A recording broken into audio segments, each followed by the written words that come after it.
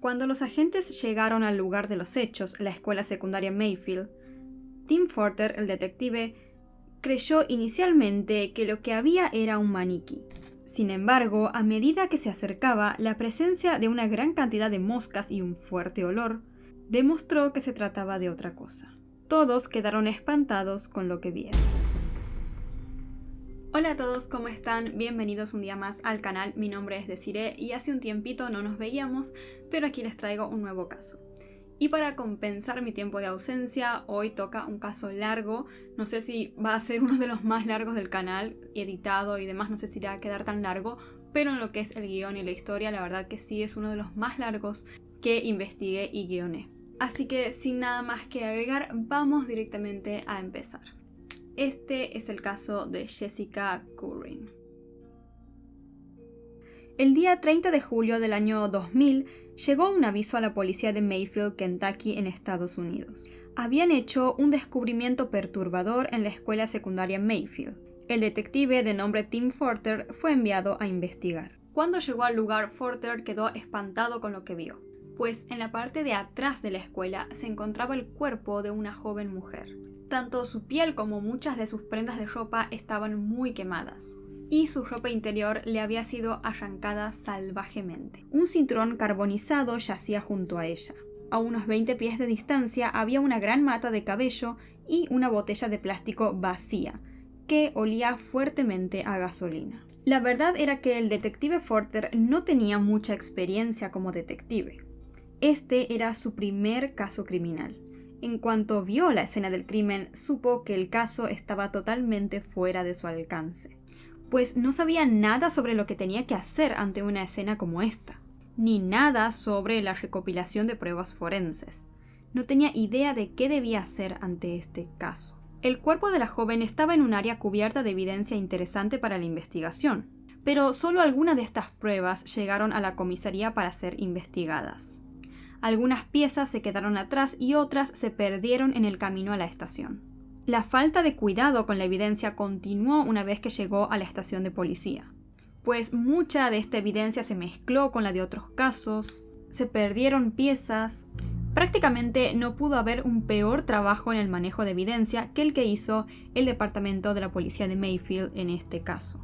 Al menos sí se hizo una buena autopsia y trabajo forense en el cuerpo de la joven. Estos estudios develaron que la víctima era Jessica Currin, una joven de 18 años, y que llevaba fallecida ya 2 días.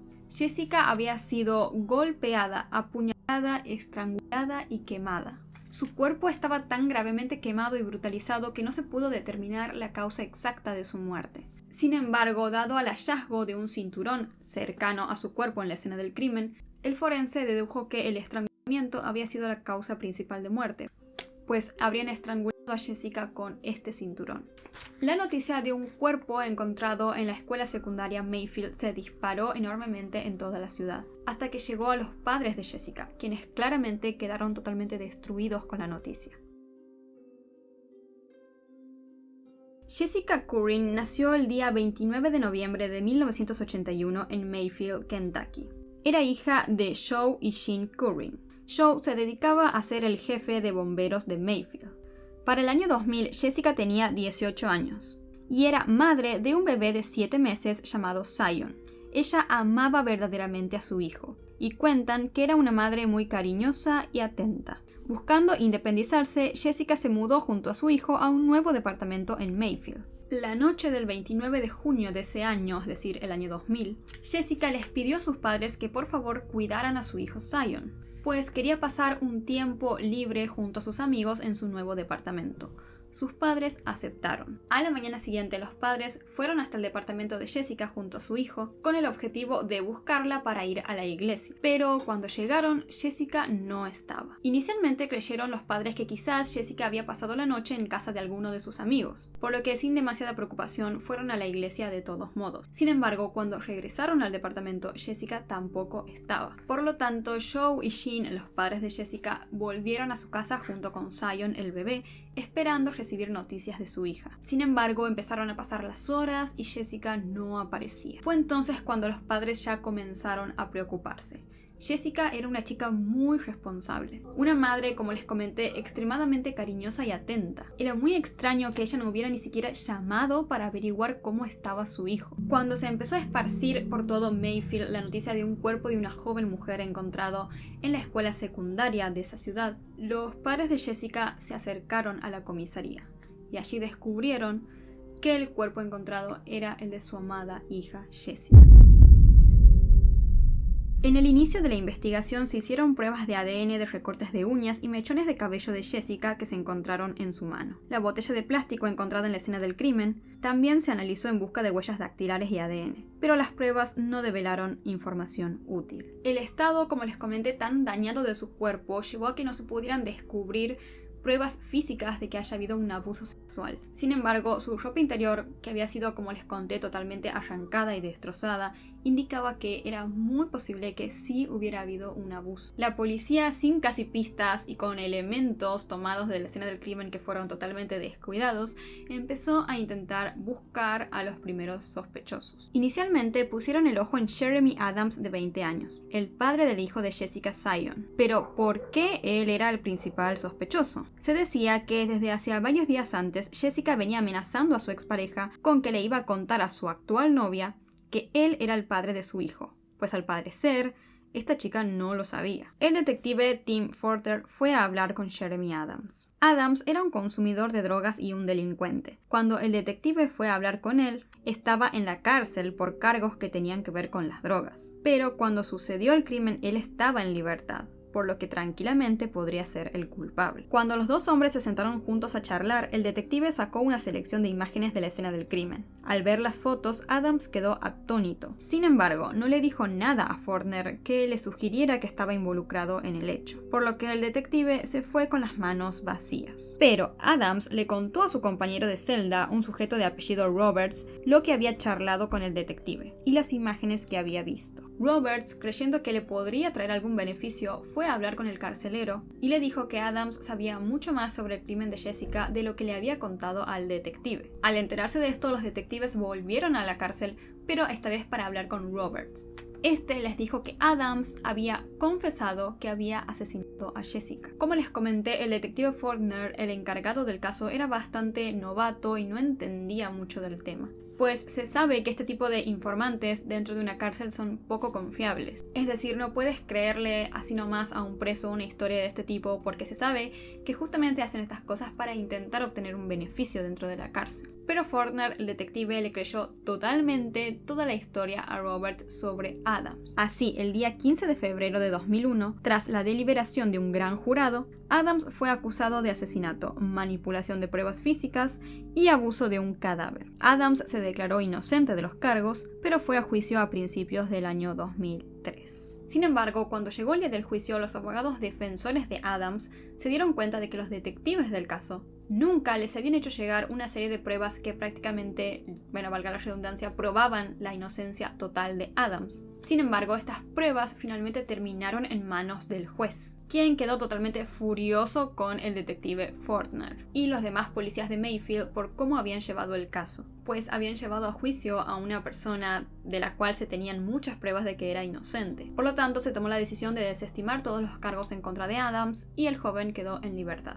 El detective Fortner nunca logró componerse tras la gran humillación y terminó renunciando a la policía. El manejo del caso de Jessica demostró que los oficiales de policía de Mayfield estaban muy mal capacitados y muchos de ellos no hacían para nada bien su trabajo. Por ejemplo, el asistente de jefe de policía que había puesto a Fortner en el caso fue suspendido después de vender una videograbadora y un estéreo, los cuales eran pruebas de otro caso que estaba siendo investigado. Más allá de todo esto, como se darán cuenta, el caso de Jessica había sido un caso totalmente mal investigado desde el momento 1. Habían pasado 3 años y no había culpables ni siquiera sospechosos. Entonces, ¿quién había asesinado a Jessica? En el momento más impensado apareció alguien inesperado, que volvería a dar luz a la investigación.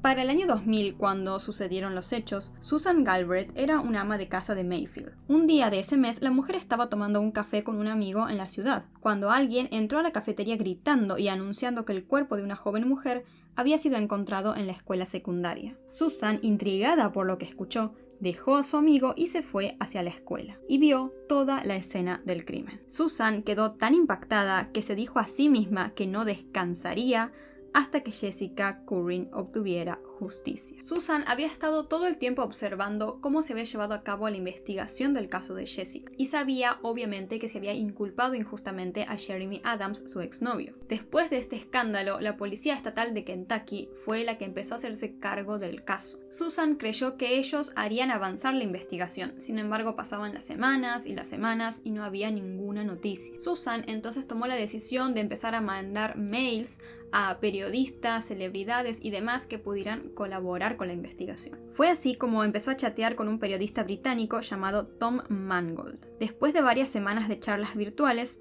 Tom decidió viajar hasta Estados Unidos para investigar el caso. El periodista llegó a Mayfield en 2004, 4 años después del asesinato de Jessica Curran. Tom y Susan empezaron a trabajar juntos en la investigación. En la ciudad empezó a esparcirse la noticia de que una ama de casa se había aliado junto a un periodista para justamente investigar el caso de Jessica Curran. Y claramente nadie confiaba en que ellos pudieran lograr llegar a algo. Pues, ¿por qué dos personas que ni siquiera son detectives podrían avanzar en una investigación que ni siquiera la policía pudo resolver? Lo que los habitantes de Mayfield no sabían era que estaban muy equivocados en no confiar en esta nueva pareja de investigadores. Susan y Tom empezaron su investigación y se decidieron por hablar en primer lugar con una persona en particular, Jeremy Adams. Aunque ya se habían eliminado los cargos en su contra por el crimen de Jessica, el hombre seguía en la cárcel por delitos menores que tenían que ver con las drogas. Jeremy les dio a los nuevos investigadores algunos nombres que pensó que podrían ser útiles, pero más allá de eso no pudo ser de mucha ayuda. Sin embargo, Susan y Tom decidieron ir a visitar y a hablar con Donna Adams, la madre de Jeremy, quien, sorprendentemente, tenía mucho que decir sobre la noche en la que Jessica fue asesinada. Esa noche del 29 de julio, Donna contó que había habido una fiesta salvaje alimentada por las drogas y el alcohol a la que muchos de los jóvenes de Mayfield asistieron. Mientras Donna contaba todo esto, no dejaba de mencionar un nombre en particular, Quincy Cross, un traficante de drogas que vivía al otro lado de la frontera en Tennessee. Después de obtener este dato, Susan y Tom se dedicaron a localizar e investigar a todos los jóvenes que habían asistido a esa fiesta aquella noche. Descubrieron que el evento se había llevado a cabo en la casa de un joven llamado Greg Starks. Quincy Cross, este hombre que Donna había mencionado muchas veces, había asistido a la fiesta, y también lo había hecho una amiga de Jessica, llamada Vinisha Stubblefield. Susan y Tom se dirigieron a hablar con Greg Starks, el dueño de la casa en donde se había hecho la fiesta. Greg contó que Quincy Cross, alrededor de las 5 de la mañana, le había pedido prestado su auto porque quería encontrar mujeres. Greg estuvo de acuerdo y se lo prestó. Por otro lado, Susan también había encontrado un informe hecho por el ayudante del alguacil del condado de Graves, quien había parado el auto que manejaba Quincy a las 7:50 aproximadamente de la madrugada en la cual se llevó a cabo la fiesta. El informe decía que había un fuerte olor a gasolina que emanaba del interior del auto, y que parecía que Quincy incluso se había derramado un poco de gasolina sobre sí mismo. El alguacil también notó que Quincy no llevaba cinturón, no el de conducir, sino del pantalón, digamos, y que incluso estaba como si estuviera como subiéndose los pantalones. A pesar de todo esto, finalmente el alguacil decidió dejar ir a Quincy y él volvió a la fiesta que aún continuaba. Cuando regresó, Greg Starks notó que Quincy ya no tenía puesto el cinto o cinturón, como ustedes le digan, que tenía antes de irse de la fiesta. Acordémonos que en la escena del crimen se había encontrado un cinturón con el cual se cree que le quitaron la vida a Jessica. Más tarde, durante esa mañana, el alguacil detuvo a Quincy, pero por posesión de drogas. Después de 2 semanas de investigación continua, Susan y Tom sintieron que habían reunido suficiente información para implicar a Quincy Cross en el asesinato de Jessica. Fueron a la Policía Estatal de Kentucky con lo que tenían y le entregaron su trabajo a uno de los agentes. Pero estos no le prestaron demasiada atención. Lamentablemente para este punto Tom ya tenía varias cosas que hacer en su país, por lo que tuvo que regresar. Sin embargo, Susan estaba aún decidida a continuar con la investigación, a pesar de que la policía no la estaba tomando en serio y de que su pareja, compañera de investigaciones, se había ido. Sin embargo, ella decidió mantenerlo al tanto de todos los avances.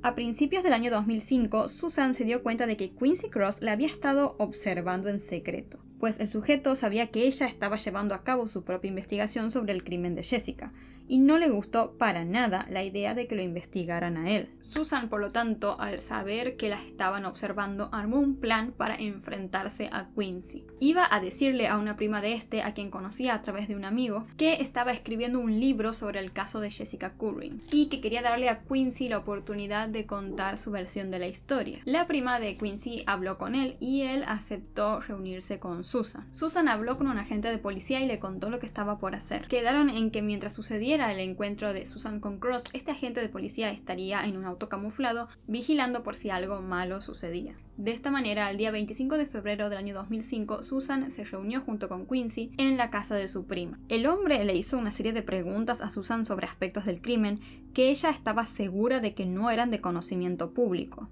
Por ejemplo, quería saber si se había encontrado ADN en la botella junto al cuerpo de Jessica, pero Susan sabía que nunca se había mencionado de forma pública que se había encontrado una botella en la escena del crimen. Susan, tras escuchar todo esto cuando terminó la reunión con Quincy Cross, se sintió bastante esperanzada. Creyó que la conversación que había tenido junto con él, más toda la información que ella ya había reunido sobre el caso y el hecho de que Quincy Cross la había venido acosando durante el último tiempo, podría hacer que la policía investigara a Quincy Cross. Sin embargo, los agentes de policía le dijeron que no era suficiente. Mientras tanto, el padre de Jessica, Joe Curran, estaba cada vez más desesperado por la falta de progreso en la búsqueda del asesino de su hija. Por esto, Joe decidió que no podía quedarse sentado y esperar más tiempo sin hacer nada. De esta manera comenzó a organizar y dirigir manifestaciones, se acercó a organizaciones nacionales de derechos civiles y también apeló al fiscal general del estado de ese momento, para que la KBI, la Oficina de Investigación de Kentucky, se hiciera cargo del caso. En otoño del 2006, gracias a los esfuerzos de Joe, el fiscal general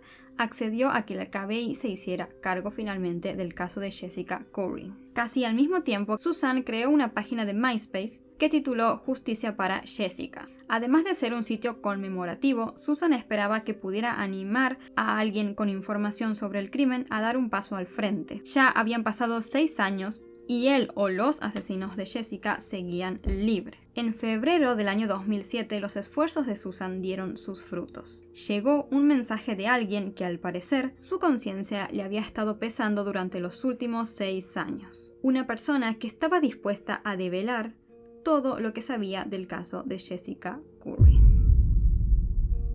Esta persona era una joven llamada Doris Victoria Caldwell, o mejor conocida como Victoria. La chica estaba muy asustada, pero necesitaba contarle a alguien lo que sabía. Susan llamó por teléfono a Victoria y esta no tardó en contarle a Susan su historia. La realidad era que Victoria no era una persona nueva dentro de la investigación realmente. De hecho, Tim Fortner la había investigado en su momento. Cuando sucedieron los hechos, Victoria tenía 15 años y le había dicho a Fortner, el detective, que tenía información sobre lo que le había pasado a Jessica, pero que tenía miedo que le hicieran daño si ella hablaba. Para protegerla, Fortner la llevó a la casa de unos colegas de la policía, pero Victoria, sin haber dicho absolutamente nada, se escapó y no se había sabido más nada de ella hasta ahora. Después de escuchar toda la historia que le contó Victoria, Susan la llevó a la sede del KBI, que ahora se estaba haciendo cargo del caso, y allí contó todo lo que sabía.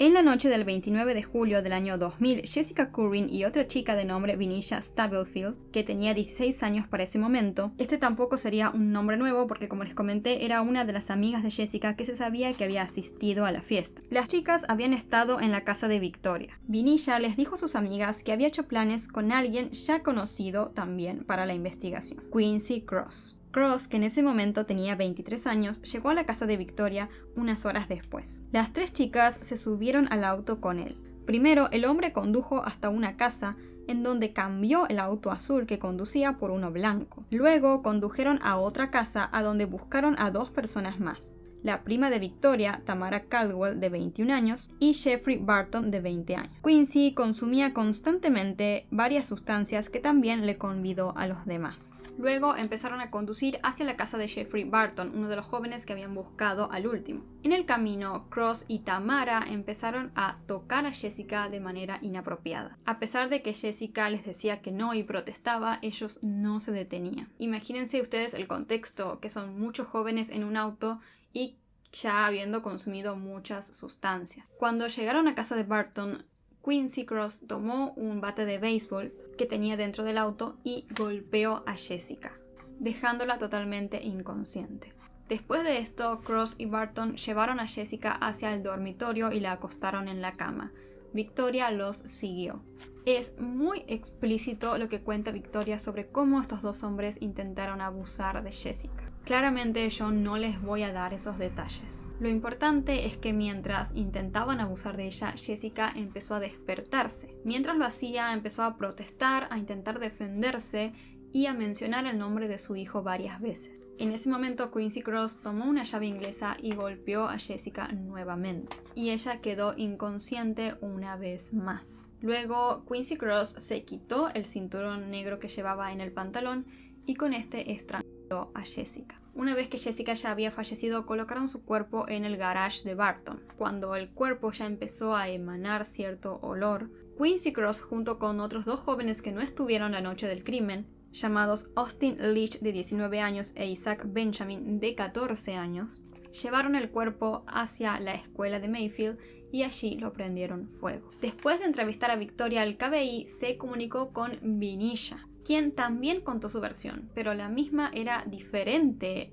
a la de Victoria en algunos detalles. Vinisha contó que aquella noche del 29 de julio, ella y Jessica estaban jugando a las cartas en la casa de otra amiga. Y Jessica finalmente se fue a su casa. No mucho tiempo después de que se fue, Vinisha decidió salir a buscarla. No está claro exactamente por qué hizo esto. Quincy Cross, a quien Vinisha ya conocía, apareció en su auto azul y Vinisha se subió con él. Luego buscaron a Victoria Caldwell en su casa. Ellos tres, sin Jessica, recordemos, se dirigieron a otra casa donde cambiaron el auto azul por uno blanco. Buscaron a Tamara Caldwell y Jeffrey Barton y continuaron conduciendo. Después de todo esto fue que finalmente buscaron a Jessica y empezaron a consumir diferentes sustancias.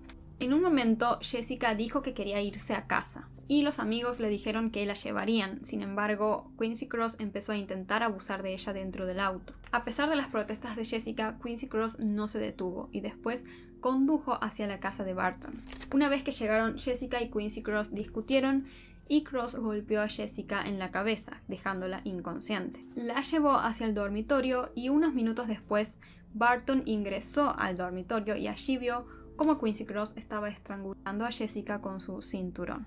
Lo que sigue después en el testimonio de Vinisha es exactamente igual al de Victoria, con respecto a que llevaron el cuerpo al garage y cuando ya empezó a generar olor, decidieron trasladarlo hasta la escuela. Quincy Cross fue a juicio en marzo del 2008. Las partes clave que utilizó la acusación fueron en gran medida las mismas, la versión de Victoria y de Vinisha. Varios testigos declararon y comentaron que era cierto que Quincy Cross había amenazado a las chicas para que no contaran nada. Además, encontraron que en un diario de Victoria, el día 1 de agosto de 2000, ella había escrito: «Maldita sea, encontraron el cuerpo. Espero que no descubran que fuimos nosotros». El diputado Mike Perkins testificó que arrestó a Quincy Cross la mañana después del asesinato por posesión de sustancias ilegales, como ya les había comentado. Luego también de haberlo encontrado al volante de un auto apestando a gasolina, la que se podría considerar se habría utilizado para quemar el cuerpo de Jessica. La defensa de Quincy Cross dijo que la acusación se estaba llevando más que nada de los testimonios de dos jóvenes, es decir, de Vinisha y de Victoria, cuyas versiones exactamente no coincidían, quienes habían desaparecido prácticamente durante toda la investigación y sobre todo que no podían presentar pruebas físicas y concretas de lo que estaban diciendo.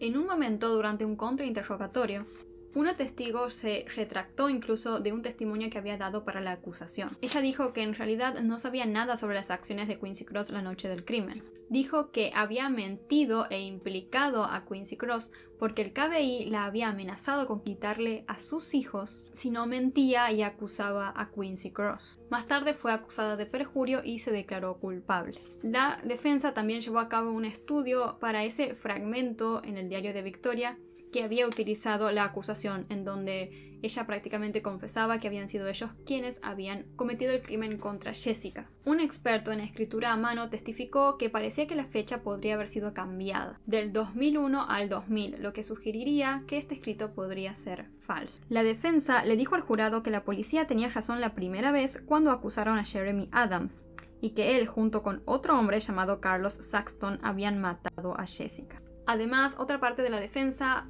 recordó de que no había evidencia sólida de que Jessica hubiera sido abusada sexualmente y mucho menos estrangulada con el cinturón, pues como les comenté al inicio, estas ideas de que ella fue abusada y después estrangulada son más que nada hipótesis que se tomaron tras las cosas encontradas en la escena del crimen, como el hecho de que ella tenía la ropa interior arrancada y también que se había encontrado un cinturón cerca. Sin embargo, no había una evidencia sólida en sí, eran más que nada teorías e hipótesis, y claramente sabemos que podrían haber sido objetos plantados, es decir, una escena del crimen armada, para que se tuvieran estas ideas. Pero entonces, ¿cuál era la verdad? ¿Qué le había pasado a Jessica y sobre todo quién le había quitado la vida? Es decir, ¿qué fue lo que decidió finalmente la justicia? El día 8 de abril de 2008, Quincy Cross fue declarado culpable del asesinato, secuestro y violación de Jessica Curran. Fue sentenciado a cadena perpetua, libre de pena de muerte, más 58 años. Venetia Stubblefield y Victoria Caldwell se declararon culpables de los cargos de abuso de un cadáver y manipulación de pruebas. Venetia fue sentenciada a 7 años y Victoria a 5 años de prisión. Jeffrey Barton y Tamara Caldwell se declararon culpables de homicidio involuntario en segundo grado y abuso de un cadáver. En octubre de 2008, Barton fue sentenciado a 15 años de prisión y Caldwell a 10 años. En julio de 2008, Austin Leach e Isaac Benjamin fueron acusados de 2 cargos, cada uno de manipulación de pruebas para retirar, ocultar o mutilar el cuerpo y luego quemarlo. Poco después de que fuera declarado culpable, Quincy Cross habló con los periódicos y mantuvo su inocencia. Dijo que él directamente ni siquiera conocía a Jessica y que no participó de su asesinato. También negó conocer a Jeffrey Barton o Tamara Caldwell, a Victoria y a Venetia. La verdad saldrá a la luz. Todo depende de mí y de Dios. Si Dios sabe que no lo hice y yo sé que no lo hice, ¿por qué debería preocuparme por lo que el resto del mundo piense de mí?, dijo Quincy Cross. En febrero de 2016 presentó una moción solicitando un nuevo juicio, basándose en que el padre de Jessica había firmado una declaración en la que decía que él no creía que Quincy Cross fuera el culpable, diciendo que muchos testigos se habían retractado de lo que habían dicho tras haber sido obligados a mentir por la policía. El día 9 de noviembre de 2016, el tribunal negó la moción de Quincy Cross, es decir, le negaron la posibilidad de tener un nuevo juicio. Hoy en día, Quincy Cross tiene varios seguidores que creen que es inocente. Hay una petición en change.org titulada Free Quincy Cross, que se hizo hace poco dentro de todo. Y esta vez les traigo una historia de un caso sucedido en Italia, y se trata de un crimen sucedido en el lugar menos pensado, en el horario menos pensado, y que cualquiera creería que se podría atrapar rápido al asesino. Sin embargo, la investigación se fue complicando cada vez más y más. Así que sin nada más que agregar, vamos a empezar. Este es el caso de Pasqualina la Barbuta. Nos ubicamos en el año 2009 en Italia, específicamente en Milán, la mayor área metropolitana de Italia y el segundo municipio de Italia por población después de Roma. Milán se encuentra ubicada en la llanura padana, una de las regiones más desarrolladas de Italia. Pasqualina, o Lina, como le decían, la Barbuta, era una mujer de 37 años. Provenía de una familia numerosa, pues tenía un total de 8 hermanos. Pasqualina vivía junto a sus padres y a sus hermanos, hasta que un día se casó con su novio y se fueron a vivir juntos. Más adelante tuvieron un total de 3 hijos. Todo parecía ir bien, sin embargo, con el tiempo, la vida de Pasqualina se fue complicando. En el año 2007, la mujer sufrió una crisis psicológica y estuvo hospitalizada durante 2 meses. Luego de esto tuvo que realizar terapia durante un año completo. 2 años después, en el 2009, Pasqualina y su marido decidieron separarse. El divorcio a Pasqualina le llegó en el mismo momento en el cual ella se encontraba sin trabajo. Tras la separación, Pasqualina dejó la casa que compartía con su marido y se fue a vivir junto a sus 3 hijos a la casa de sus padres, en donde, además de su padre y de su madre, vivían 3 de sus 8 hermanos. A pesar de estar separados, la relación entre ella y su ahora ex marido era buena. Tenían una buena comunicación y además el padre solía compartir bastantes días con sus hijos. Este era el contexto en la vida de Pasqualina para el momento en el cual sucedieron los hechos. Ella se encontraba pasando por una separación, sin casa, viviendo en un lugar con muchas personas y además con problemas económicos. ya que como les conté no tenía trabajo y debía mantener a sus 3 hijos. Su ex marido le ayudaba un poco con los gastos, pero no les resultaba suficiente. En planos generales podemos decir que Pascualina se encontraba en un momento muy complicado de su vida. La convivencia en la casa de los padres de Pascualina era bastante difícil, pues eran muchas personas viviendo en una sola casa, sus 2 padres, sus hermanos, más los niños, hijos de Pascualina. Ella realmente se sentía muy cansada de vivir allí. A la madre de Pascualina le gustaba que todos los que estuvieran viviendo en su casa tengan sus propios trabajos y colaboren económicamente con el hogar. Y Pascualina obviamente quería conseguir trabajo, no solo para colaborar con la casa, sino también para lograr mudarse de allí y alquilar un departamento propio para ella y sus hijos. En un momento tan delicado como este, Pascualina necesitaba un trabajo prácticamente urgente. No podía darse el lujo de esperar o de buscar un trabajo específico, por ejemplo, haciendo algo que le gustara. Pascualina estaba dispuesta a aceptar cualquier tipo de trabajo, el que apareciese. Su idea era más que nada tener algo que le ayudara a mantenerse a ella y a sus hijos, hasta conseguir quizás algo mejor o algo que le guste. Tras mucho esfuerzo buscando, Pascualina finalmente consiguió un trabajo, pero el salario era muy precario. Sin embargo, servía como una solución provisional. Ella estaba dispuesta a seguir buscando un mejor trabajo. A pesar de que Pascualina había conseguido un trabajo, como les conté, el sueldo era bastante precario, aún no le alcanzaba para poder mudarse a un departamento con sus hijos. En la casa de sus padres seguían viviendo muchas personas, por lo tanto el entorno era complicado y la convivencia muy difícil de llevar. En este contexto, Pascualina un día discutió fuertemente con su madre. Y esta discusión debió haber sido muy extrema porque Pascualina tomó la decisión de irse de la casa junto a sus 3 hijos sin tener a dónde ir. Tampoco tenía dinero para alquilarse un hotel o una habitación, por lo que Pascualina y los niños pasaron la noche dentro de una iglesia. Al día siguiente, la mujer, en busca de ayuda, se dirigió a una comisaría, pero se dio cuenta que estaba cerrada y no había nadie quien la pudiera ayudar. Por esto decide llamar a la policía, y este es el audio de la llamada original. 113, operatore 6, buongiorno. Voi siete aperti? Noi siamo sempre aperti, 24 ore su 24. Io sono qui davanti a un commissariato che è chiuso. Commissariato sì, noi sì. Senta, io sono una mamma con 3 figli. Stanotte ho dormito in chiesa. Un'altra donna che è in difficoltà.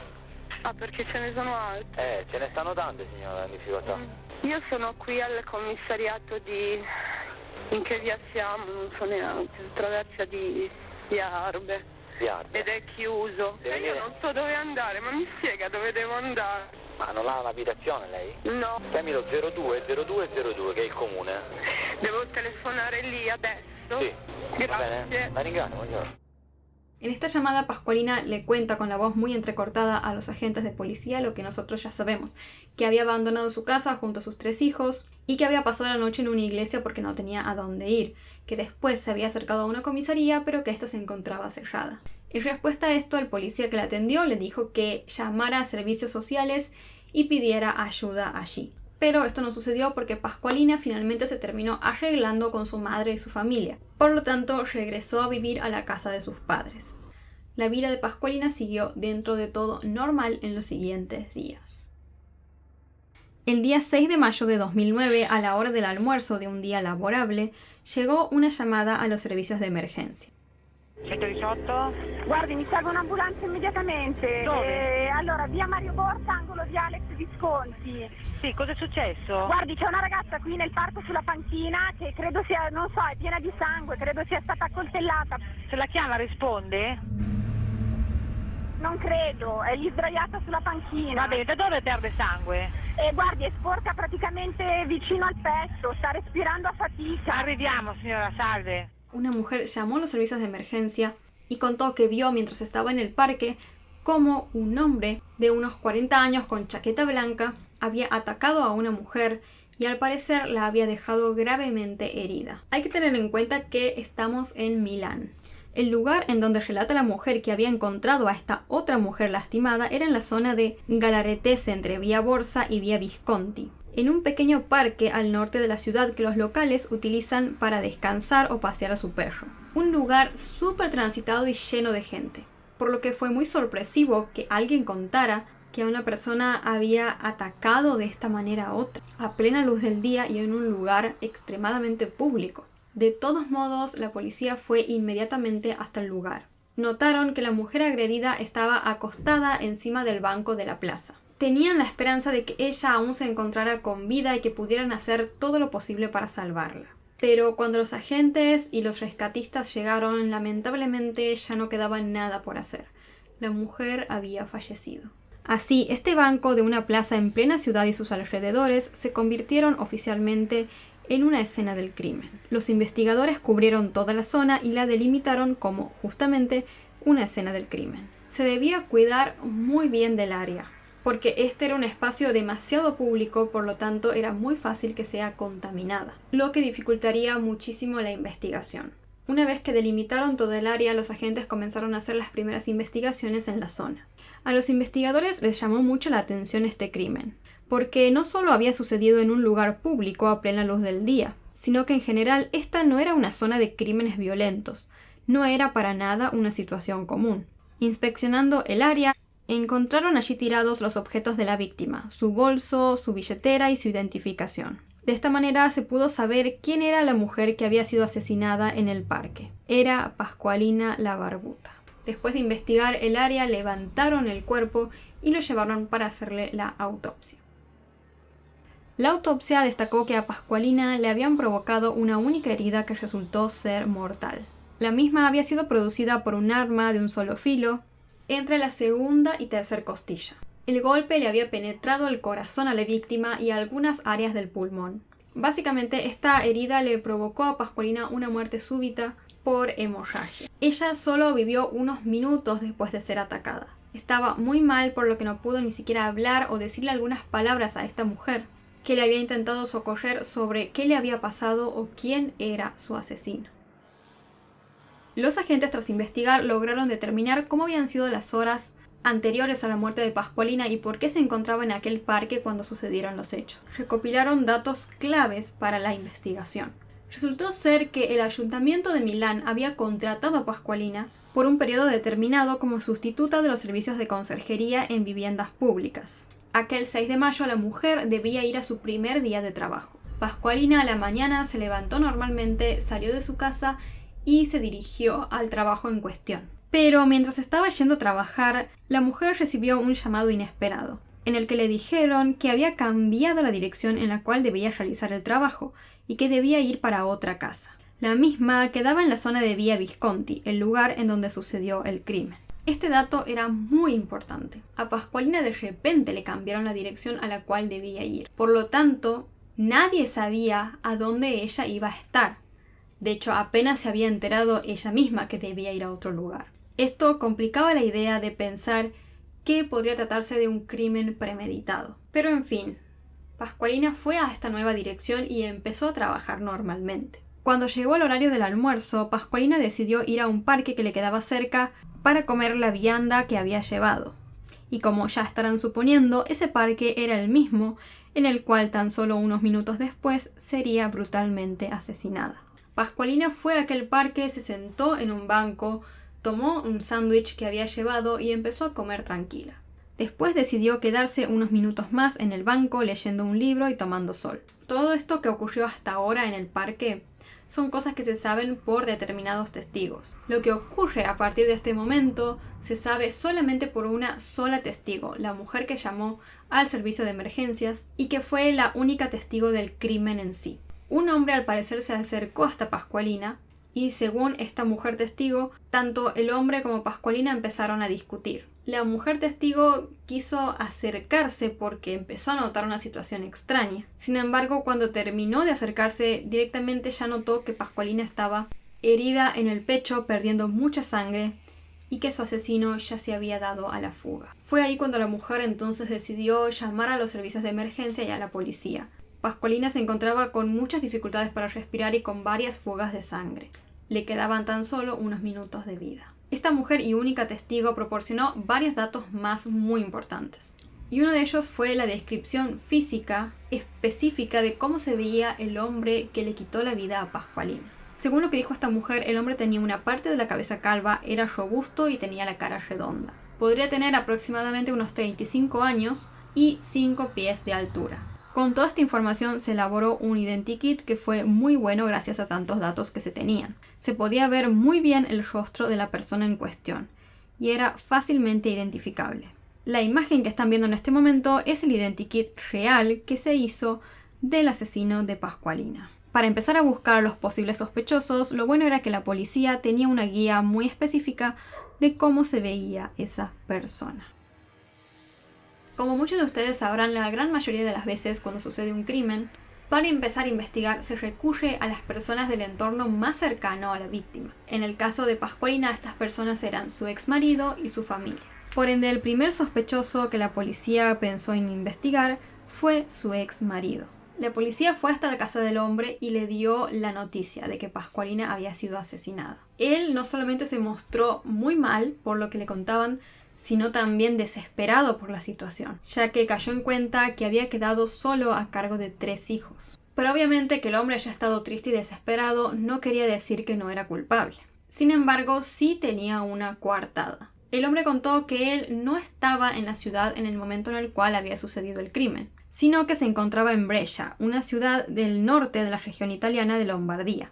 Tras investigar, los agentes pudieron confirmar que lo que decía el hombre era totalmente cierto. Además, la descripción del sujeto que había dado la testigo y el identikit era muy diferente a cómo se veía el ex marido de Pascualina. Por todo esto, finalmente el hombre fue totalmente exonerado de cualquier tipo de sospecha. Las siguientes personas para investigar eran entonces los familiares de Pascualina. Y ya sabemos que ella tenía muchos, y que además había tenido mala convivencia y discusiones importantes durante el último tiempo. Pero no pudieron encontrar a nadie que coincidiera con el identikit, ni tampoco hallaron nada sospechoso en ninguno de los familiares. Cada vez parecía volverse más complicada la investigación. Tras descartar al exmarido y a los familiares de Pascualina, ya nada cuadraba. Pascualina era una mujer tranquila, que no tenía enemigos, tampoco tenía buena suerte, es decir, no era una mujer que haya tenido dinero o algo así como para justificar un crimen. De hecho, todo lo contrario, ella luchaba para poder llegar a fin de mes y mantener a sus hijos. Por lo tanto, para continuar las investigaciones había que empezar a indagar en el círculo no tan cercano a Pascualina.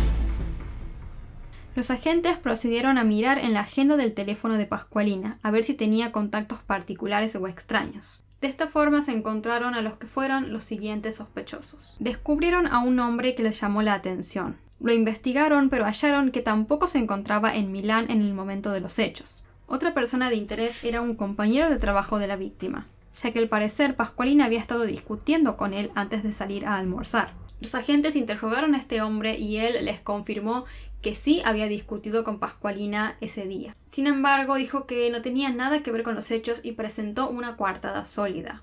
Además, su físico tampoco coincidía con el identikit. Para este momento ya habían sido descartados los familiares de Pascualina, su exmarido, y prácticamente toda su red de contactos. Todas las personas que habían sido consideradas sospechosas tenían coartadas y ninguno parecía coincidir con el identikit. Debido a todo esto, en un intento de avanzar con la investigación, sin tener ya personas cercanas a la víctima que considerar, la imagen del identikit fue altamente distribuida en un intento de que alguien los reconociera a este hombre. Pasaron la imagen en diferentes canales de televisión y medios de comunicación, pero nadie se comunicó ni nadie dio información relevante. Posiblemente para este momento ustedes se estén preguntando, dado que los hechos sucedieron en un lugar tan público, si no había cámaras de seguridad que hayan captado algo. Y la realidad es que no, ninguna cámara había registrado al hombre, al asesino, ni tampoco proporcionó ningún tipo de dato ni información importante. No había forma de acceder ni siquiera a obtener un poco más de información de este hombre. Sí sucedió en un espacio público, pero nadie había visto más nada. Nadie llamaba tampoco como para decir que conocían a alguien con los rasgos del identikit o a alguien parecido. No había más pistas que seguir. Parecía que el asesino de Pascualina se había esfumado en el aire y se había salido con la suya. Es entonces cuando los agentes de policía se empezaron a preguntar si quizás estaban frente a un crimen perfecto. Cuando todo parecía perdido a los investigadores, les llegó una pista inesperada. Claramente, durante todos estos días se había continuado analizando la escena del crimen, es decir, el banco de la plaza y las zonas cercanas. Y allí se terminó encontrando algo clave. A pocos metros de donde había estado el cuerpo de Pascualina se halló un cuchillo medio abierto, arrojado sobre la hierba con la hoja manchada de rojo. Este era un cuchillo muy particular, no podía ser usado por cualquier persona. Era necesario tener ciertos conocimientos para poder utilizarlo. Esta era una prueba de que el hombre, el asesino, sabía utilizar este tipo de herramientas. De hecho, sabía usarlas tan bien que logró asesinar a Pascualina de un solo golpe, como les comenté. Sabía muy bien cómo y dónde tenía que realizar esa puñalada y cómo hacerlo. Pero estaba lejos de ser un asesino preparado, por así decirlo. Porque el hecho que se haya encontrado el arma homicida tan cerca del cuerpo demuestra que el hombre, tras realizar la puñalada, debió haber entrado en pánico y huyó rápidamente dejando caer el arma. Ninguna persona experta en cometer crímenes, por así decirlo, descuidaría el arma homicida de esa manera. Por lo tanto, el asesino era una persona que sabía utilizar armas, pero que muy probablemente era la primera vez que cometía un crimen. Ahora se tenían más datos sobre cómo era el hombre que había asesinado a Pascualina. Pero además se poseía algo que podría ser clave para identificar finalmente al asesino. En el cuchillo encontraron su ADN y sus huellas dactilares. Se procedió a investigar y a comparar el ADN y las huellas con las de varios de los sospechosos, pero no hubieron coincidencias. Lamentablemente hay que tener en cuenta que el cuchillo se encontró en un lugar demasiado público y podría haber sido contaminado antes de que se cuidara la escena del crimen.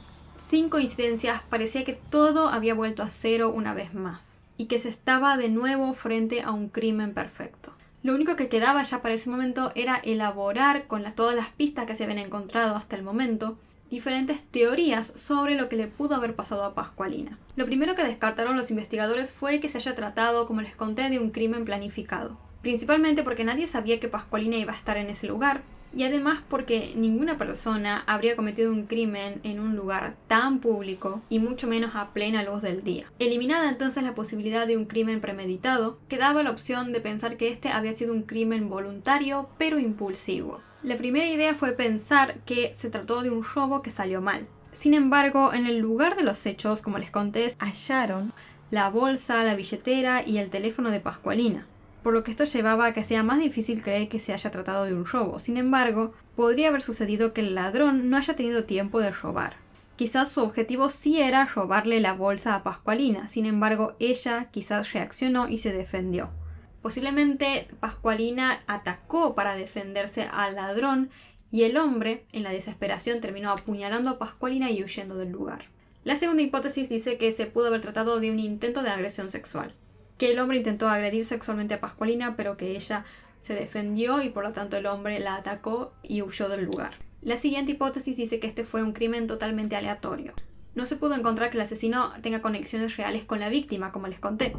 Por lo tanto, quizás se trató de que hubo una simple discusión entre dos desconocidos. Puede sonar quizás un poco tonto, pero sí se tiene que considerar que quizás hubo una discusión y el hombre se enojó tanto a tal punto que tomó el cuchillo, asesinó a Pascualina y se fue. Y la siguiente hipótesis dice que Pascualina, al parecer, durante el último tiempo estuvo utilizando diferentes páginas web y aplicaciones de citas. Se cree que ella conoció a alguien en este tipo de páginas y que quedaron en encontrarse, pero que toda esta información solo la sabía ella y por esto no se puede encontrar una conexión certera entre el asesino y Pascualina. Sin embargo, esto también sería extraño porque, como les conté, nadie sabía que Pascualina iba a estar en el parque. Ella se enteró esa misma mañana que iba a estar en esa zona.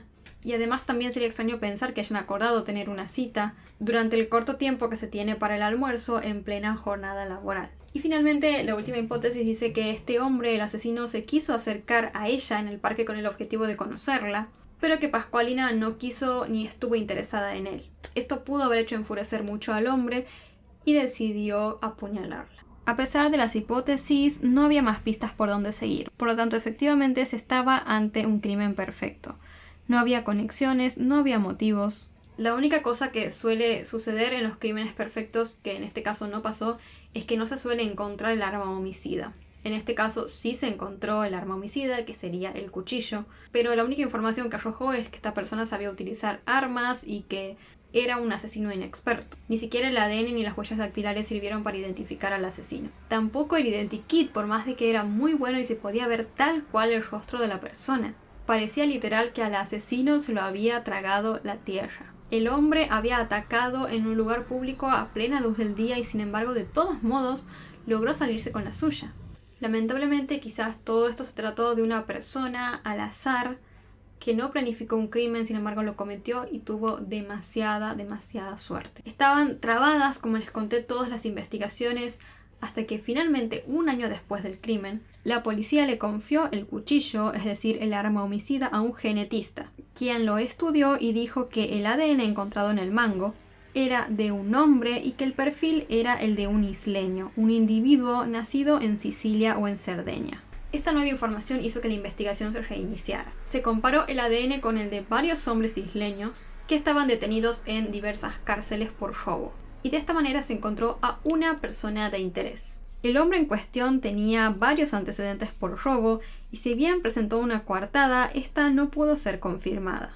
Se allanó la casa de este sujeto y allí encontraron 3 cuchillos exactamente iguales al que había sido utilizado para asesinar a Pascualina. Además vivía muy cerca de uno de los lugares en los que Pascualina había trabajado. Por otro lado, también descubrieron que este hombre conocía a Pascualina.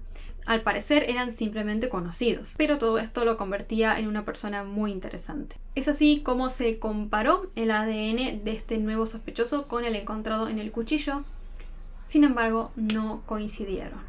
Nuevamente todo quedó en la nada. Después de este intento fallido se intentó establecer nuevas conexiones con otras personas, pero todo sin éxito. En el año 2019, 10 años después del crimen, la policía científica hizo un nuevo intento por resolver el asesinato de Pascualina. Mapearon la escena del crimen con cámaras 3D y reconstruyeron el asesinato. De esta manera se logró determinar con alto grado de certeza que cuando el asesino la apuñaló a Pascualina, ella estaba de pie frente a él. No estaba ni sentada ni acostada en el banco de la plaza, estaba de pie, los dos estaban de pie, uno frente al otro. Esto nos lleva a pensar de por qué Pascualina se paró frente a este hombre.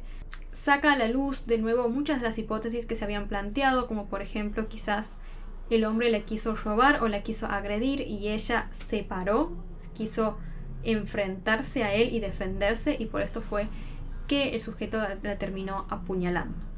Pero como les conté, no dejan de ser más que hipótesis. Es muy probable que a esta altura ustedes se estén preguntando por qué en este caso no hicieron lo que se suele hacer en muchos crímenes de Estados Unidos cuando se encuentra una muestra de ADN, que es comparar esa muestra con la de múltiples otras muestras almacenadas en bases de datos comerciales, lo que permite establecer perfiles de parentesco que luego podrían ser investigados. Pero la realidad es que en Italia no funciona de la misma manera que en Estados Unidos. La base de datos nacional de ADN de la Dirección Central de la Policía Estatal es la única autorizada por ley para fines forenses y solo puede alimentarse con hallazgos de escenas del crimen o con sujetos registrados porque fueron detenidos o arrestados por ciertos delitos. Y estos perfiles no pueden insertarse en archivos genéticos no autorizados para investigaciones policiales. ¿Esto qué quiere decir? Que el asesino, para ser registrado, debe sí o sí volver a cometer otro delito.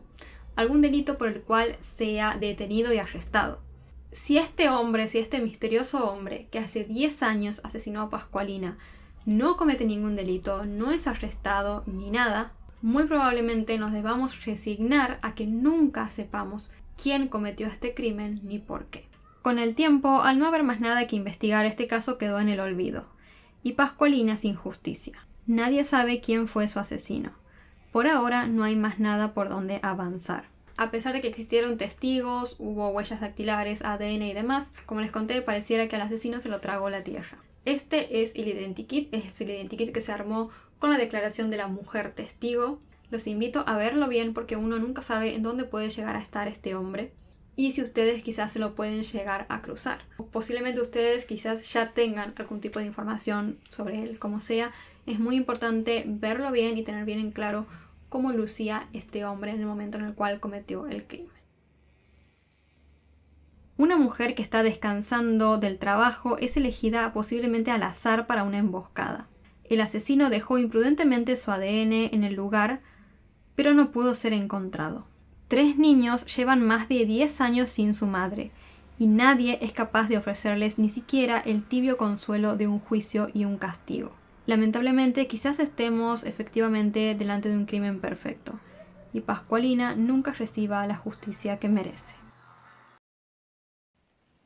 Todo comenzó con unos amigos y una cena de cumpleaños. Una noche que debía ser de celebración terminó en una tragedia inimaginable. De aquellos 3 amigos, uno de ellos terminó muerto. Todo sucedió en tan solo 45 minutos, dentro de un pequeño apartamento. ¿Qué sucedió en ese departamento 1601? Esta es una historia que nos recuerda una vez más cómo una noche que puede empezar como algo normal puede llegar a cambiarlo todo en tan solo un instante. Mi nombre es Desiree y hoy les traigo el caso del departamento 1601. Antes de comenzar, me gustaría comentarles que este contenido puede consumirse tranquilamente en formato de podcast, por si quieren dejarlo de fondo mientras hacen otra cosa o algo así. De fondo van a estar escuchando un sonido de lluvia a modo de ambientación. Así que ahora sí, sin nada más que agregar, vamos a empezar. El 13 de octubre del año 2013 a las 2 de la mañana, llegó una llamada al 911. La persona que llamó parecía desconcertada. Hay sangre por todas partes, decía. La operadora, confundida y asustada, intentó obtener más información. ¿Cómo que hay sangre por todas partes? ¿Qué pasó?, le contestó. Pero las respuestas de la persona que había llamado, que al parecer era una mujer, eran bastante vagas, como si ni ella misma supiera muy bien qué había sucedido. Tras recibir entonces esta espantosa llamada, las autoridades se dirigieron rápidamente al lugar de donde provenía la misma. Cuando los oficiales llegaron a dicho lugar, se dieron cuenta de que este era un pequeño apartamento. Ingresaron al mismo y dentro se encontraron con una escena escalofriante. Había, como se había dicho en la llamada, sangre por todas partes. Acto seguido, la policía encontró el cuerpo sin vida de un joven que presentaba heridas graves. Había sido apuñalado en el cuello, en el pecho y en el hombro. Además, su vena yugular estaba cortada. Todo indicaba que había sido víctima de un ataque brutal. Dentro de ese pequeño departamento también se encontraron a 2 jóvenes más, aunque ellos sí estaban con vida. Eran un chico y una chica. El chico particularmente estaba bañado en sangre y balbuceaba frases incoherentes. No obstante, a pesar de la confusa situación, la policía pudo identificar rápidamente a los 3 jóvenes. Ellos eran Taylor Gould, su novio Rahul Gupta y Mark Wall, quien era el que había sido hallado sin vida. Mark, la víctima, era descrito por todos como un joven brillante y carismático. Fue un líder nato desde joven, algo que lo llevó a liderar a los Scouts en la escuela secundaria. Sus amigos lo recordaban por su sonrisa constante y su capacidad para conectar con los demás.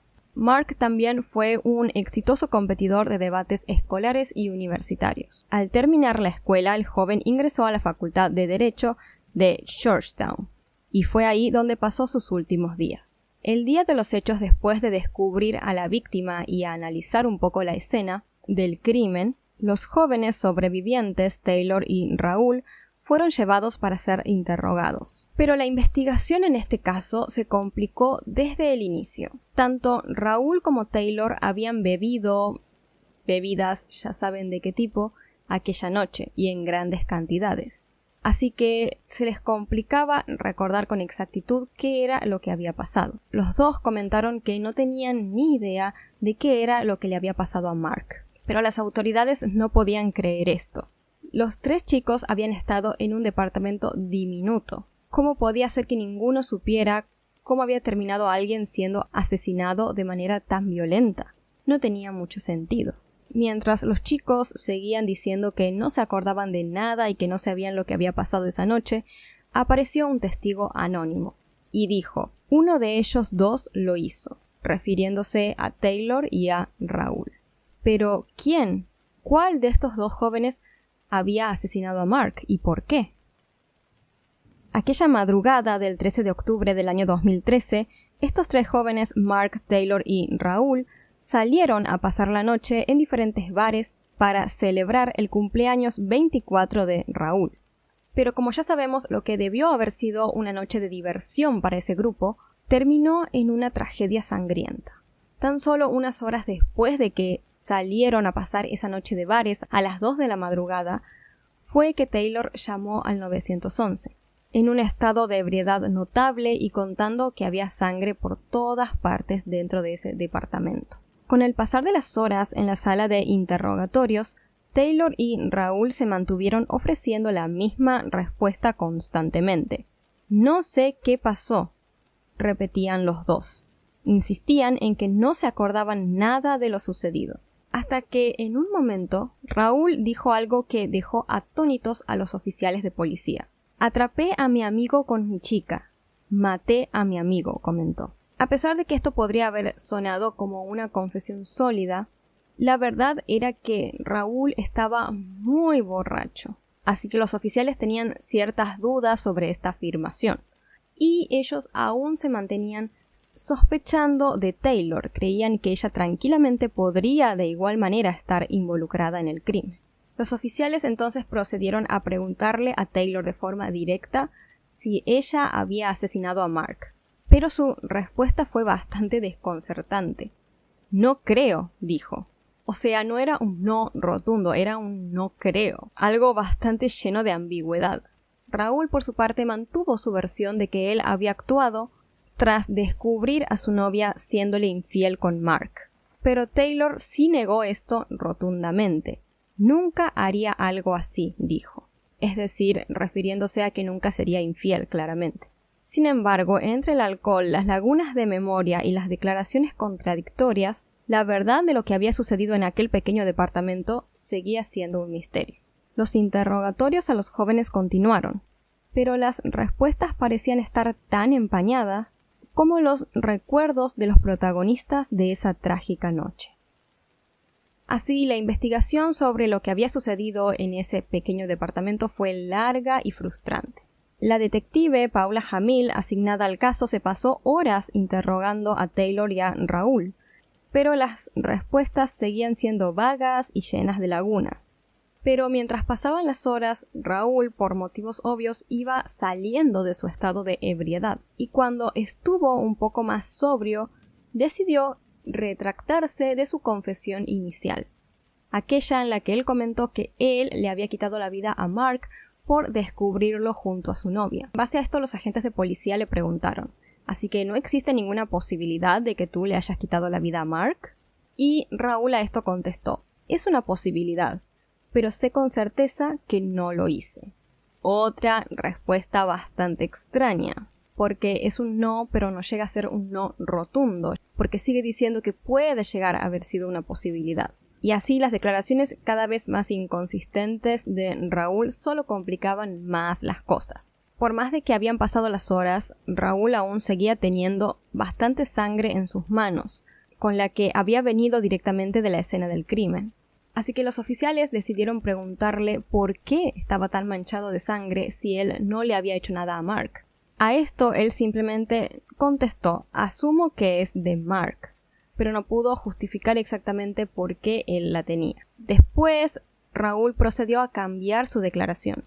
Según él, aquella noche estaba sentado en el sofá borracho y drogado, cuando escuchó de la nada a Taylor gritar. Fue de inmediato hacia donde estaba ella para ver qué pasaba, y ahí se encontró directamente con Mark herido. Raúl también afirmó que él intentó detener las hemorragias que tenía Mark aplicando presión con sus manos y abrazándolo, y era por eso que tenía sangre él en sus manos. Esto sí tenía sentido y podría llegar a ser cierto, pero a este punto, como verán, era muy difícil creerle a Raúl así nomás. La policía entonces le dijo: «Entonces, si esta es la verdad, jamás encontraste a Taylor siéndote infiel con Mark». Y Raúl admitió que nunca había visto a su amigo haciendo nada inapropiado con su novia, que en algún momento había llegado a tener ciertas sospechas, pero que no le había hecho nada a Mark. A pesar de todo, Raúl siguió estando en la mira de los investigadores. Aquel día del crimen de Mark era justo, como les comenté, el cumpleaños de Raúl.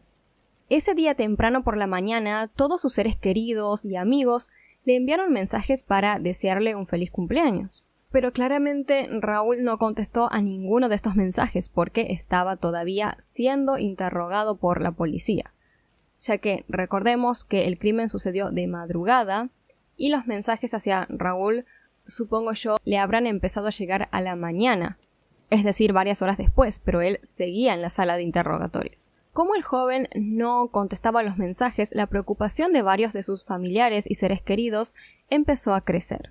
Ese día, sus familiares habían planeado juntarse junto a él y a Taylor para celebrar, pero ninguno de los dos aparecía.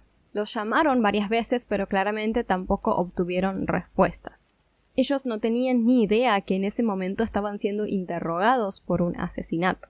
Mientras tanto, en la comisaría, la detective Paula Jamil llevaba ya un total de 8 horas intentando obtener respuestas de Raúl y Taylor, pero todo seguía siendo muy confuso. Ya con el pasar de las horas, obviamente les llegó a los familiares de estos jóvenes que los dos estaban siendo interrogados por la policía. Debe ser muy loco, creo yo, muy feo obviamente, pero choqueante, el enterarte de la nada de algo así, es decir, que te llamen, por ejemplo, y te digan que un familiar tuyo está en tal comisaría siendo interrogado por un crimen, cuando vos estuviste horas intentando comunicarte con él sin tener ni idea de nada de lo que había pasado. Es así como los padres de Raúl, una vez que se enteraron, le contrataron a su hijo 2 abogados para que comenzaran con su defensa. Estos abogados lo primero que hicieron fue argumentar que la confesión inicial de Raúl, en la que él básicamente había admitido que había asesinado a Mark por haberlo descubierto siendo infiel, había sido hecha bajo estrés y mientras él estaba alcoholizado. Por lo tanto, esa declaración no debía considerarse como viable. Los abogados dijeron que lo que quería hacer Raúl en ese estado de ebriedad y poca racionalidad era culparse a él mismo para defender a Taylor, quien era la que, según estos abogados, también había cometido el crimen en verdad. Los abogados también dijeron que Raúl era un joven amable y educado, que simplemente se dedicaba a sus estudios y a su relación con Taylor, con quien él soñaba formar una familia. Los defensores también agregaron que Raúl la amaba tanto a Taylor que sería en verdad capaz de culparse a él mismo de un crimen que no había cometido con tal de defenderla. Raúl Gupta había nacido en una familia trabajadora de origen indio, que llegó a Estados Unidos en 1986, estableciéndose en un suburbio acomodado de Virginia. Él se encontraba estudiando la carrera de ingeniería. Desde siempre había sido un estudiante destacado, y también lo era al momento en el cual sucedió el crimen. Pero si él le había hecho eso tan espantoso a Mark, claramente había destruido por completo ese posible gran futuro. No obstante, los fiscales no estaban tan interesados en cómo podría haber sido el futuro de Raúl, sino más bien querían investigar su pasado. Así descubrieron que el joven desde siempre había tenido fama de ser extremadamente competitivo y confrontacional, y que este comportamiento le empeoraba bajo la influencia del alcohol. Su familia lo defendió diciendo que él no era así, que era un joven súper tranquilo, pero los fiscales estaban convencidos de que aquella noche de los hechos, la mezcla entre los celos, el alcohol y las drogas podrían haber llegado a desencadenar en Raúl un comportamiento que lo llevó a cometer ese acto espantoso. Además, algunas pruebas empezaban a apuntar directamente hacia Raúl, ya que Taylor era de complexión pequeña, no parecía físicamente capaz de causar aquellas heridas que tenía Mark. Taylor tampoco tenía marcas en su cuerpo, ni en su rostro, tampoco había estado cubierta de sangre. Obviamente, algunos especularon que ella tranquilamente se podría haber lavado la sangre, pero en algunas imágenes obtenidas de momentos posteriores al hecho, se la ve a ella con el cabello seco y bien acomodado. Era difícil pensar que si Taylor hubiera cometido el crimen, habría quedado tan bien arreglada. Además, Taylor siempre estuvo muy tranquila durante los interrogatorios. En cambio, era Raúl el que parecía tener una actitud bastante alterada durante los mismos. Aquella trágica noche, Raúl salió con todos sus amigos, como les comenté, a festejar su cumpleaños, y visitaron en total 3 bares, en donde bebieron durante varias horas. Junto a él, celebrando, además de Taylor, su novia, y de Mark, había otro amigo más, un joven llamado Josh White. El último bar que visitaron aquella noche fue Buffalo Billiards. Taylor contó que en ese lugar Josh se empezó a poner demasiado amigable con ella. Le empezó a mandar mensajes extraños y a coquetearle. Por su lado, Josh se defendió y dijo que en realidad fue Taylor quien actuó de forma algo coqueta con él. Mark, por su parte, estaba observando toda esta situación. Y lo que él interpretó al parecer fue que Josh era quien estaba queriendo tener algo con Taylor. Y obviamente esto le molestó mucho porque Raúl era su amigo y estaba viendo cómo otro amigo se quería levantar a su novia. Josh, ante toda esta situación, intentó aclarar un poco las cosas, de decir que él no quería hacer nada, pero el ambiente ya para ese momento estaba muy tenso. Así que Taylor, al darse cuenta de esto, insistió en que todos se fueran. Josh, por su lado, se fue a su casa, pero Mark, Taylor y Raúl, como ya sabemos, regresaron juntos al departamento de estos últimos. Las cámaras de seguridad los captaron entrando al edificio y caminando hacia el ascensor. A primera vista, ninguno parecía ni enojado ni alterado. Más tarde, dentro del departamento, desde el baño, Mark incluso envió un mensaje a un amigo describiendo la situación que habían pasado esa noche como históricamente incómoda. Pero todo parecía muy extraño aún, porque el conflicto técnicamente se había desarrollado con Josh. No obstante, Josh no fue al departamento. Algo más debió haber pasado en esos 45 minutos desde que llegaron los jóvenes al departamento hasta que sucedió el crimen para que todo terminara de esa manera. Raúl, después de navegar por todas estas diferentes declaraciones, se mantuvo bajo la idea de que él no era el culpable. Yo no ataqué a Mark, yo no ataqué a nadie, afirmó. Su intento por defender su inocencia llegó hasta tal punto que empezó a culpar ya de forma directa a Taylor, a decir que ella era la verdadera culpable. Digamos que si alguna vez la quiso defender, la quiso cubrir por amor, todo el amor se le fue de un segundo al otro. Taylor era una ingeniera biométrica. La relación entre ella y Raúl comenzó cuando ambos eran estudiantes de la Universidad de George Washington. Después de un tiempo de noviazgo decidieron mudarse juntos. Taylor era quien trabajaba para ayudar con los gastos, mientras que Raúl continuaba enfocándose en sus estudios. La detective del caso, Paula Jamil, sabía que, aunque Raúl estaba haciendo de todo para sostener su inocencia, ya no podía confiar en él. Ella creía que lo más cercano a la verdad era su primera confesión, que había asesinado a Mark por encontrarlo con su novia, Taylor. Además, para esta detective era muy difícil pensar en que alguien quisiese culparse a él mismo por un crimen que no cometió para proteger a alguien, por más de que sea su novia o alguien que ame mucho. Para esta mujer, lo que pasó fue que Raúl al principio confesó, dijo toda la verdad. Después, mientras empezó a entrar en un estado de sobriedad, se dio cuenta de la magnitud de lo que había dicho y de las consecuencias que podría tener.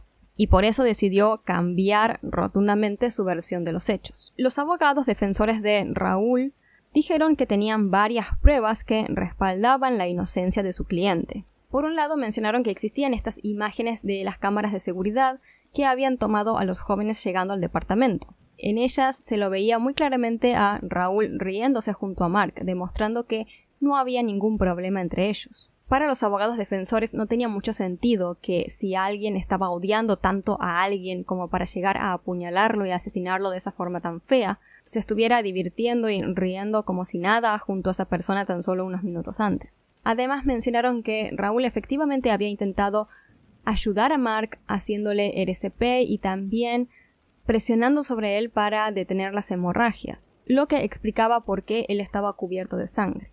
Los defensores de Raúl también mencionaron que Taylor tuvo comportamientos muy sospechosos esa noche. Por ejemplo, aquella extraña llamada que había hecho al 911.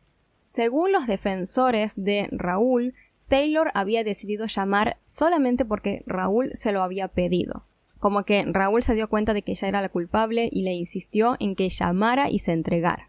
También resaltaron que antes de que llegaran los primeros policías al departamento, Taylor se había cambiado de ropa, pero no solo una, sino 2 veces. Otra cosa que también dijeron los defensores de Raúl fue que no era cierto que Taylor no tenía ningún tipo de marca ni de sangre en su cuerpo, sino que más bien sí, tenía varias marcas sospechosas en su mano, y una en particular estaba debajo del nudillo del dedo meñique. Cuando una persona está como apuñalando a alguien o utilizando un cuchillo con mucha fuerza, es muy posible que la mano se deslice y golpee el mango del cuchillo, dejando marcas muy similares a las que tenía Taylor. Además, mencionaron que Taylor era físicamente capaz de cometer el crimen, porque después de que se hicieron varios estudios y análisis forenses, se determinó que cualquier adulto sano habría estado totalmente capacitado para hacerle esas heridas a Mark. Por otra parte, también se descubrió que uno de los lentes de contacto de Taylor estaba pegado a la parte trasera de los jeans de Mark, la víctima. Además, largos cabellos rubios se encontraron en el arma homicida. ¿Y quién tenía cabello rubio? Justamente Taylor. Sin poder avanzar adecuadamente, la policía tomó una decisión. Dejaron que Raúl y Taylor hablaran a solas en la sala de interrogatorios. Por si no se sabe, esto es algo que claramente no se suele hacer, porque si dejas a dos testigos o a dos posibles sospechosos a hablar entre ellos, pueden llegar a acordar una versión para decir en común. Entonces normalmente se los interroga por separado para que esto no suceda. No obstante, en esta ocasión decidieron dejar a Raúl y a Taylor juntos y grabarlos para ver qué decían. Como que ya no sabían muy bien qué hacer los investigadores y esperaban que quizás en esa conversación pudieran decir algo revelador. En el encuentro, Raúl intentó culpar directamente a Taylor, mientras que ella no aceptaba su implicación, aunque tampoco la negaba. El tono de la conversación que estaban teniendo ambos mostraban que la misma estaba siendo improvisada, es decir, que era real, no estaban fingiendo ni actuando. Una vez que los investigadores escucharon esta conversación, finalmente tomaron una decisión final. Taylor fue liberada y poco después Raúl terminó siendo acusado del asesinato de Mark. 1 año y medio después se celebró el juicio. Raúl intentó mantener su inocencia hasta el último, al igual que sus defensores. Durante el juicio, Taylor testificó. Ella dijo una y otra vez que no recordaba nada porque se había desmayado en un momento por el alcohol. A pesar de estar prácticamente ya en últimas instancias, la joven siguió sin aportar ningún tipo de relato claro. Pero ya no importaba tanto la verdad de la declaración de Taylor. Todos los ojos en ese momento estaban puestos en Raúl, quien también decidió testificar en su propio juicio. Cuando le llegó el momento y subió al estrado, Raúl parecía tranquilo y seguro. Según su versión, al llegar al departamento discutió con Taylor, porque ella supuestamente había estado coqueteando con otro hombre en el bar.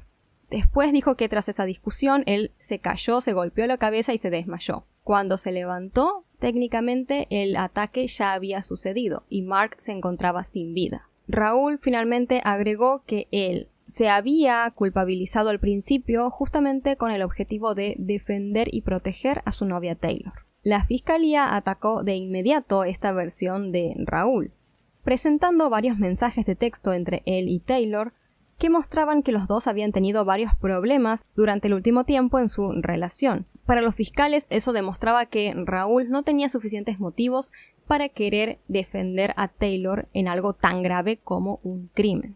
La defensa dijo que los mensajes de texto demostraban que ellos tenían una relación amorosa, pero que a veces entraba en conflicto, como cualquier otra relación. En un giro crucial en el juicio, el juez decidió que el jurado no iba a escuchar una grabación en la que Raúl afirmaba su inocencia ante Taylor. En esa misma grabación, él le preguntaba a Taylor si ella lo había hecho, y ella le contestó que no lo sabía, que no estaba segura. Por más de que esta grabación podría ser una pista clave, el juez decidió que los jurados no iban a escuchar, aunque sí se les permitió oír una llamada telefónica que le había hecho Raúl a su padre. El padre, cuando atendió la llamada, le preguntó en dónde estaba, a lo que Raúl contestó: «Estoy en la cárcel». Y después, durante esa misma conversación, Raúl le contó a su padre lo que había sucedido en ese pequeño departamento. «Mark y yo peleamos», dijo. «Él intentó agarrar un cuchillo, y luego yo, el cuchillo». El audio, como podrán ver, era un poco confuso, pero para los fiscales prácticamente demostraba que Raúl había admitido haber sostenido el arma homicida esa noche. Una vez escuchada esta llamada, ya la decisión quedó por completo en manos del jurado. El mismo no tardó mucho en llegar a un veredicto. En menos de un día encontraron a Raúl Gupta culpable del asesinato de su mejor amigo Mark Waugh. Para la familia de Mark, ese veredicto fue un alivio. Raúl recibió la sentencia a cadena perpetua, algo que los familiares de la víctima consideraron justo. Sin embargo, la defensa de Raúl no quedó muy conforme con los resultados del juicio. Ellos insistían en que se tendría que haber escuchado esa conversación en la que él hablaba junto a Taylor. Los abogados creían que quizás esa conversación podría haber sembrado un poco de duda sobre la culpabilidad de Raúl. Por su lado, Taylor, quien jamás fue acusada, se mantuvo después de eso al margen de la prensa y del caso en sí. Lo que se sabe de ella es que está estudiando un máster o algo así, y bueno, básicamente intentando seguir con su vida. A pesar de todo, hay hoy en día quienes siguen creyendo que Taylor tuvo algo que ver en el crimen. Por su lado, los familiares de Raúl intentan también adaptarse a esta nueva realidad, al hecho de tener un familiar condenado a cadena perpetua. Y por más de que esté condenado, al menos ellos tienen la posibilidad de ir a visitarlo, de escribirle cartas, algo que claramente los familiares de Mark no pueden ya hacer más con él. El dolor de su pérdida será algo con lo que tendrán que cargar por el resto de su vida. Me gustaría mucho saber qué piensan ustedes sobre el tema de Taylor. ¿Creen que es culpable o creen que efectivamente es inocente? A mí me genera tantas dudas este caso. Siento que fue muy extraño cómo se dio el juicio, porque me parece muy raro que no hayan querido dejar que los jurados escuchasen esa conversación entre Raúl y Taylor, como si quisieran, ¿no?, directamente ir como a culparlo a él de una, no sé, me pareció un poco extraño. Y bueno, sí coincido en que Taylor tuvo muchos comportamientos extraños también. Es todo bastante confuso porque por más de que se llegó a un veredicto en el sentido de que hubo un culpable y una condena, no se terminó de determinar jamás cómo fueron verdaderamente los hechos. No existe ni siquiera una reconstrucción. Así que hasta hoy en día sigue siendo un misterio, en verdad, qué ocurrió dentro de ese departamento 1601. Hubo una pelea, hubo una discusión, hubo infidelidad. Es algo que por el momento, al parecer, va a seguir siendo un total misterio. Yo solamente espero que si Raúl no es culpable, que se descubra rápido, porque imagínense ser inocente y nada, pasar el resto de tu vida en prisión, ¿no? Sería algo espantoso. Y mientras que encima la verdadera culpable, en el caso de que fuera Taylor, está afuera haciendo su vida como si nada. Así que bueno, no sé, esperemos que se descubra toda la verdad y que se haga la justicia de forma debida, ¿no? Espero les haya resultado de interés esta historia. Si les interesa en general este tipo de contenido, los invito a suscribirse al canal y activar la campanita de notificaciones para que YouTube les avise cada vez que suba un nuevo video. Cuéntenme qué les parece, qué les está pareciendo esta idea de dejar la lluvia, los sonidos de lluvia de fondo, si les gusta, los relaja o los incomoda. Todas las opiniones son bienvenidas. Es la idea que ustedes puedan como opinar, comentar si les gusta o no, para ver si lo sigo haciendo o no, porque si no les gusta no lo voy a seguir haciendo, claramente. Porque si no, también pensé en agregar otros fondos, otros sonidos, por ejemplo pueden ser de, no sé, de una hoguera, otros sonidos que vayan como ambientando. No sé, ustedes coméntenme qué opinan de todo eso, los voy a estar leyendo estos días. Y bueno, y si no les gusta nada, volvemos a lo mismo de siempre y listo, ¿no? Obviamente. Antes de irme le voy a mandar un saludo a todos los miembros del canal y ellos son Ana Catalina Pop, Pedro MF, Amaya, Sandra Escobar MD, Laura, Elena Garrido, Jacqueline Castellanos, Laila, Rebeca Guzmán, Pamela Sánchez y KL. Un beso enorme, muchas gracias por formar parte de este proyecto. Ahora sí me despido, en pantalla les van a estar apareciendo mis redes sociales y otras cosillas más que siempre les aparecen. Un beso a todos los que están ahí atrás, muchas gracias por verme, por escucharme si así es el caso. Y yo por mi parte los veo la próxima.